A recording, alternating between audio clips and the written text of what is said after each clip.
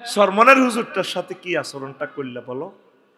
একজন আলেম মানুষ, পীর সাহেব মানুষ, সহজ সরল মানুষ, বক্তৃতাটা করা দেয়।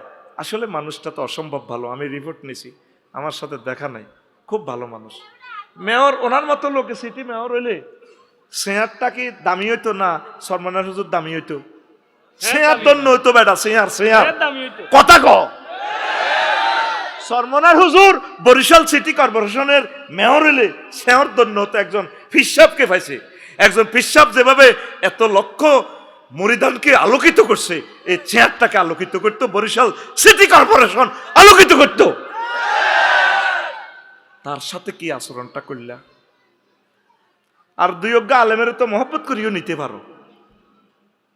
কোন শরমে কি কারণে তোমরা কমেন্টস করো? এখন ফেসবুকে আসো, একটু অবজার্ভ করো না ভাই, সুখে থাকো, নিরাপদে থাকো। আল্লাহ তোমার খাস রহমত দি, চতুর্দিকে কাফের বেষ্টিত, আমাদের যাইবার কোনো পথ নাই, বহির্বিশ্বের একটা চক্রান্তে পড়ে গেলে আমরা বাঁচবো না। ও আরশের রব, তুমি আমাদের দেশে রহমত নাজিল করো, আযাবের আগুনকে, বিপ্লবের আগুনকে তুমি থামাইয়া দাও, সমঝোতা করাইয়া দাও, মহব্বত করাইয়া দাও, সংস্কার করাইয়া দাও, সকলকে সুখে রাখো আল্লাহ।